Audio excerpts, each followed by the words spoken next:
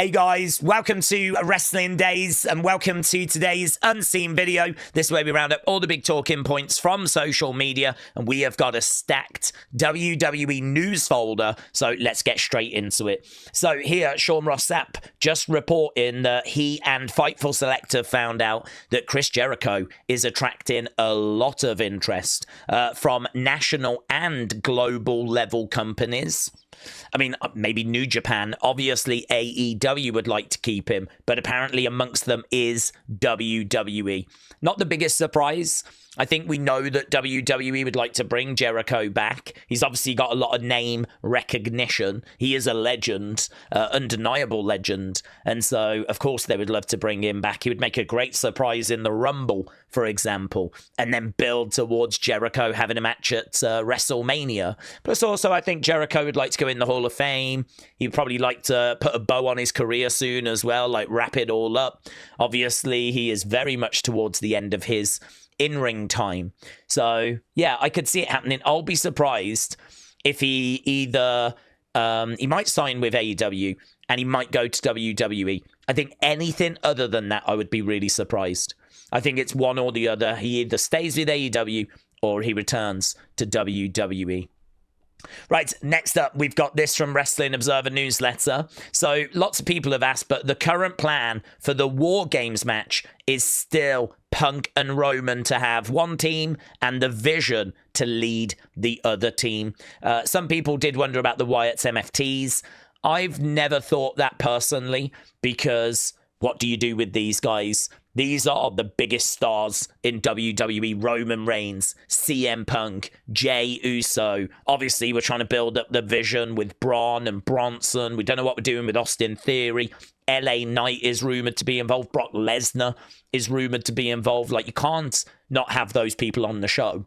So I know there's a couple of injuries, a couple of gaps that are going to need to be plugged, but I personally never thought that we would move away from this being the War Games match. So word on the street is they're still going with this. Obviously, there's going to need to be a couple of little tweaks and changes. As well as that, coming from Wrestling Observer Newsletter. So Bron Breakker is expected to end up as champion, but they have a plan of how and when to execute it. Happening on Saturday night's main event, which is a Peacock exclusive, likely won't do big numbers. So it was decided that was not the time nor the place. Really interesting. I mean, I was talking about this during our watch along. I personally thought the way they handled Monday was very underwhelming, because they had Bron Breakker hand the belt over. He was meant to be in the Battle Royal. He got taken out. He did nothing about it. And that was it. That was all we did with the Vision on Monday. I found it to be quite frustrating. I definitely wanted there to be a better follow-up than that, right? But I do agree with them that Saturday night's main event might not be the right place for Bron Breakker. So I can understand Bron not winning the Battle Royal. I just think what they did on Monday could have been a little bit better than what we ended up getting, right? But he does look good with that belt. Gotta say, that does suit him, to be honest. So apparently the plan is that he is still going to end up as champion in the near future, but Saturday night's main event was not the right time or place for that to happen. Right, next up, again, Wrestling Observer Newsletter. They are coming out with so much stuff at the moment. So when Paul Levesque was at a production meeting talking about plans to integrate AI into creative video graphics and storytelling, he also said that no one in the writer's room will be replaced. Another executive joked, saying that it's not taking any jobs, except saying one person. It was meant to be a joke since they named a name, but it still got many nervous. So I'm trying to figure out what that means. So someone behind the scenes is like, yeah, it's not replacing anyone except for Brian, right? As like a bit of a joke. I don't know who they named, right? For example. People are still worried about it because the trust level has been down since they lied to everyone about that first Rollins injury. So now no one trusts anything about injuries. And most believe that TKO has got no loyalty to anyone. They haven't.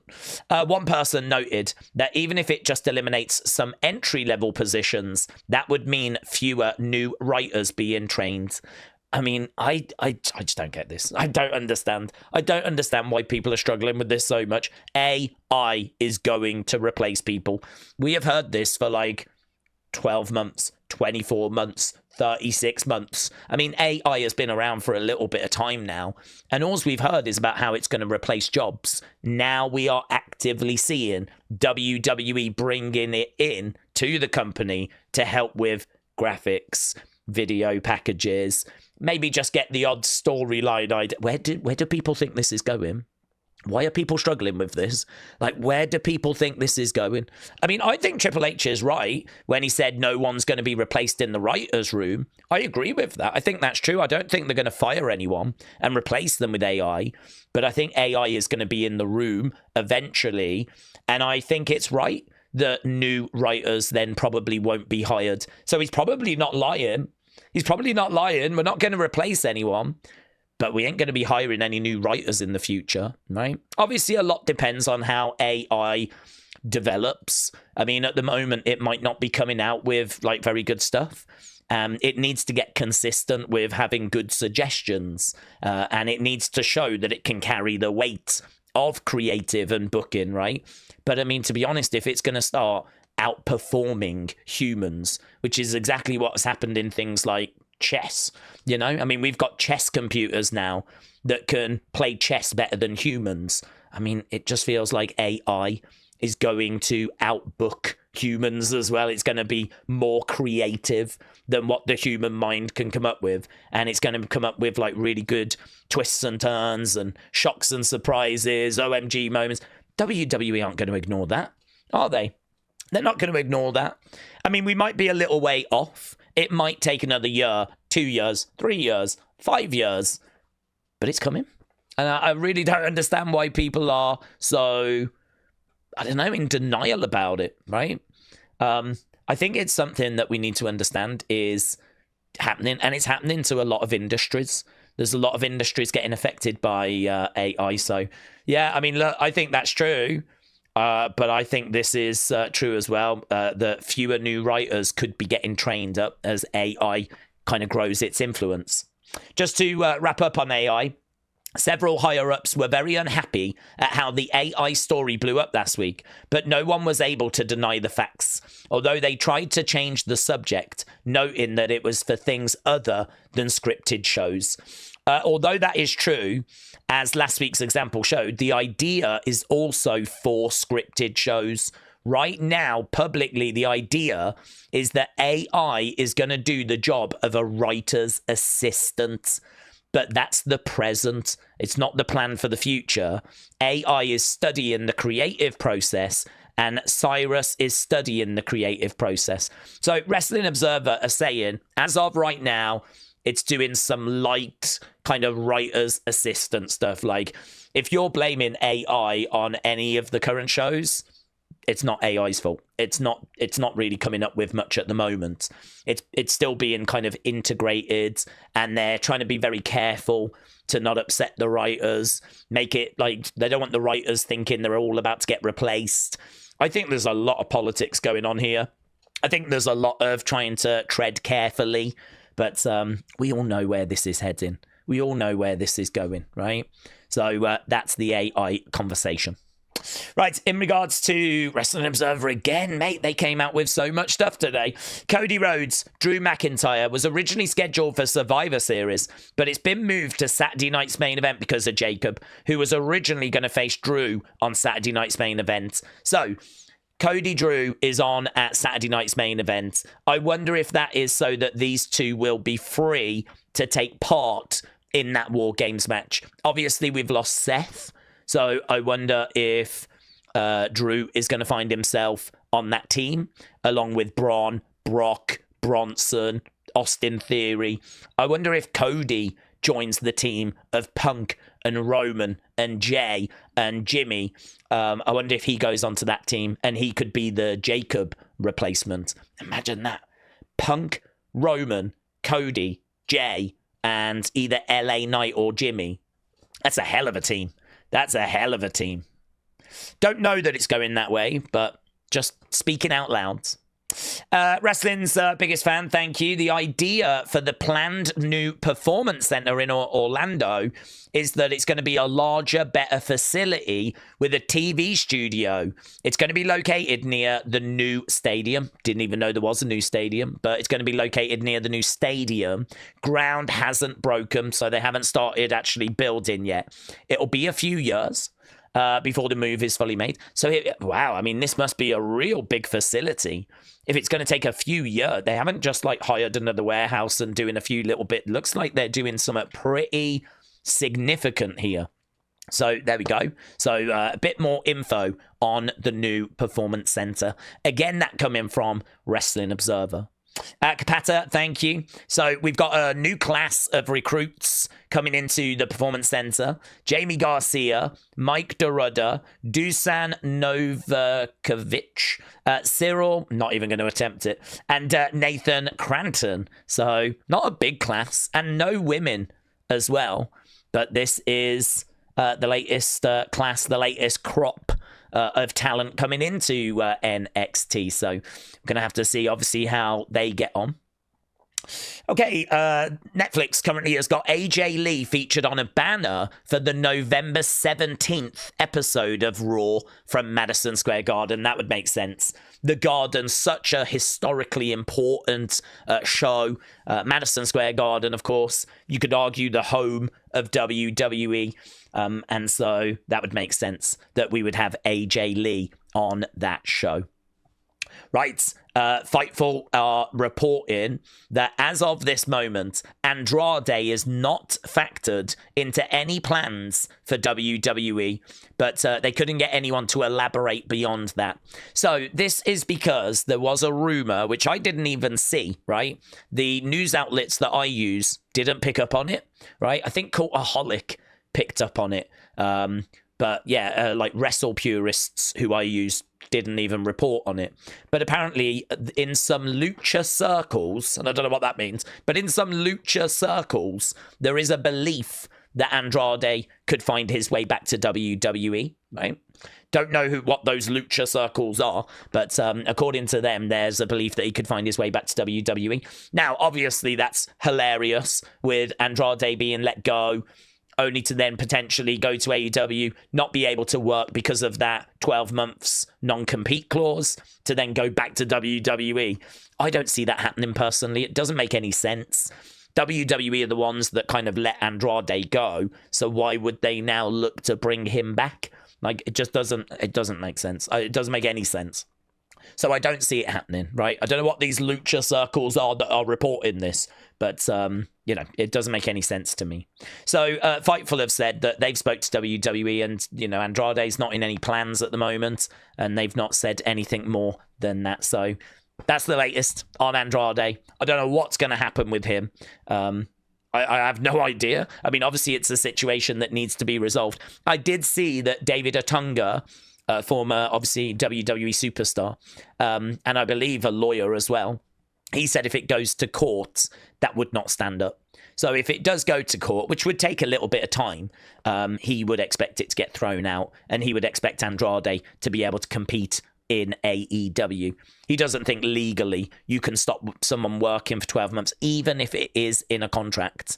It's just not going to get. It's not going to get anywhere in court. So that's the latest with that. Johnny, shout out to you. So TC at WrestleVotes said, I spoke with a source who tells me that Candice LeRae has been learning how to produce matches behind the scenes. She has been a producer for matches on Main Event, including one that was being filmed tonight on SmackDown, between the Street Profits and Los Garza. So it looks like Candice is going to transition into being a bit of a producer. I mean, I wouldn't read too much into it because Pete Dunne has been doing some producing as well. And I don't think he is kind of going to call quits on his wrestling career. So, yeah, it's one of those that's it's interesting. I don't know that it means a great deal, but if her career is coming to an end, then maybe that is something she could transition into. Bit of breaking news. This dropping an hour ago. Real John, thank you. Emergency. Breaking news. So, breaking news from WWE. Tiffany Stratton is getting her knee evaluated. That was a nasty stomp on SmackDown. But reports are that Tiffany is adamant about going through with the match on Saturday night's main event. Please stay tuned for more information as it becomes available. Speaking of Jade said, don't ask me why. Just ask me why it took me this long. This wasn't a turn. That was my takeover. Let it rain. Category Jade. Cut the ish. I'm me. So there we go. And finally in this folder, so regarding Jey Uso winning the Battle Royal and the YouTube dislikes that it received, WWE sources have said it won't affect the booking. So, yeah, I mean, it was disliked. I think there were other people that the IWC was looking for. Again, you have to remember that the IWC is only a percentage. And also, I believe that dislikes thing is only an estimate. I don't think that you can actually know exactly what the dislikes were. So, again, WWE will have all of this data. It will have the kind of merch sales data. It'll have video views data, and it'll know what it feels is the right way forward. But IWC, in no doubt whatsoever, they were not keen on Jey Uso winning that Battle Royal. I think, though, a lot of kids are big fans of Jey, and I would imagine that merch sales are pretty serious for Jey. Video views, I would imagine, are quite good. His segment views, I would imagine, are quite good. Google searches, I'd imagine, are quite good. It's even silly things like, what are the most played characters in 2K? I seem to remember Jey featuring quite high on that list as well. So I think there's a lot of indicators to tell WWE that Jey is a good direction to go. But there's also a lot of indicators to say that not everyone is on board with that. So, yeah, not a very popular decision amongst the IWC, but we know that the fan base is bigger than just the IWC. Right, AJ Styles said, I've done this more than once. So, apparently there's a clip doing the rounds of Seth at WrestleMania, just looking, as part of his entrance, just a little bit like, I don't know, spaced out momentarily. So he actually goes over to the stage, is like trying to get the crowd fired up, and then just momentarily, just a little bit like, whoa, just gets a little dizzy, and then just goes back to his entrance. And someone has put a voiceover over the top of Seth saying that, you know, sometimes the adrenaline can get so overwhelming, it can kind of knock you a little bit silly for a moment. It's like an adrenaline rush. I don't know if that clip is legit. It might be, but it's actually from an account that I've banned. And the only reason I would ban an account is because they are either trolling, and so I'm not interested in seeing what they've got to say, or they keep putting out fake news. So the fact I've got that account banned, and I've probably only got a handful of accounts banned, makes me think, can I trust it? I don't know. The only reason that I am bringing this to you, the only reason that I'm even mentioning this, is because AJ Styles saw that clip of Seth saying, sometimes the adrenaline can get quite overwhelming, I can get a bit lightheaded. And AJ said, I've actually done this more than once. So I think AJ believed that clip and believed what he saw, and it could be true. But AJ just saying, yeah, this has happened to me as well. So that was kind of interesting. So Hot Topic announcing that Rhea, her meet and greet has been cancelled for this Sunday. It was going to take place at Hot Topic. I don't know exactly where, but unfortunately it's been cancelled.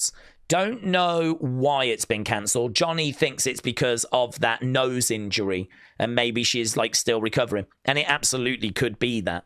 It absolutely could be that. And Brandi says, I don't like Andrew. So there we go. Brandi, not a fan of Drew McIntyre. So, wrestling fan since day one, thank you. Let's have a look at fun, shall we? I honestly can't remember what's in here. Oh, yeah, Johnny, thanks. This was pretty fun. So, okay, lots of old Lyra tweets keep kind of popping up, right? So here is an old Lyra tweet. 2014. She said, Insomnia's, so I've painted you. I hope you like it. I will always be a CM Punk fan. That's from 11 years ago. So there's a painting that Lyra did of CM Punk, right? CM Punk has responded to this old tweet. He said, heard it was your birthday, Lyra, so I drew you. I hope you like it. I will always be a Lyra fan. So there's the picture that he's took as inspiration, and there's the drawing. I mean, it's fantastic. It's absolutely bang on. It's pretty much identical, isn't it? It's actually really hard to know which one is the photo and which one is the drawing. That's how close it is. So, yeah, that was very good. Lyra actually responded, right? So, wrestling's biggest fan, thank you. Lyra said, I have never looked better. So, there we go. Your old tweets, they can come back. They can come back. So, hopefully you've been tweeting some really good, positive stuff. Imagine if she was like, going in on someone like, oh, this person's so rubbish. They're rubbish in the ring. They can't cut promos and all this kind of stuff. And then she makes it to WWE, like all those tweets could come back to haunt her. Haven't seen anything along those lines, but it looks like it was all good and nice and positive. But yeah, how crazy is that? Randomly 11 years ago, she paints a picture of CM Punk, says, I hope you like it. Here she is 11 years later with CM Punk drawing a picture for her.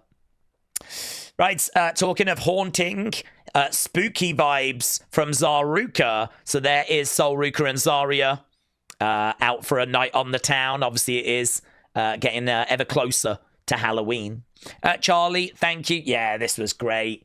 MJK said, I got my new legs today. Cody, I hope you like it. Look at that. That one there in particular, the Cody logo. So good. So good. Look at the shirt as well. Instead of Avengers, it says amputees. How great is that? Cody did respond to this as well. I think he said, like, I love it, something like that. So, yeah, that's just great.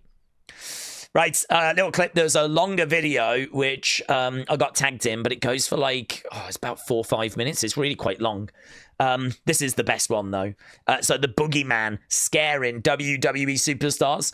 It's Chelsea that gives the best reaction. So, everything good, Chelsea? And Chelsea says, no, everything is not good. Let's have a look at this, shall we? 3?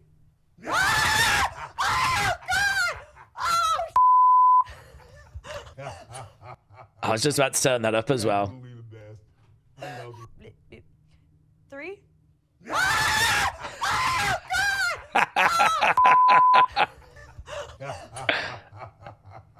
You're absolutely the best. I love you. You're awesome. Oh my God. I mean, she was so scared there. That was so good. That was so good. Johnny, look, even more old Lyra tweets. Let's have a look at these, shall we? So, again, from 2014, I woke up to find out that CM Punk and AJ Lee spent last night watching The Walking Dead. Nothing can make me happier today. Such a stan comment. I am obsessed with both AJ Lee and CM Punk, and they are getting married. This is the stuff that fangirls' dreams are made of.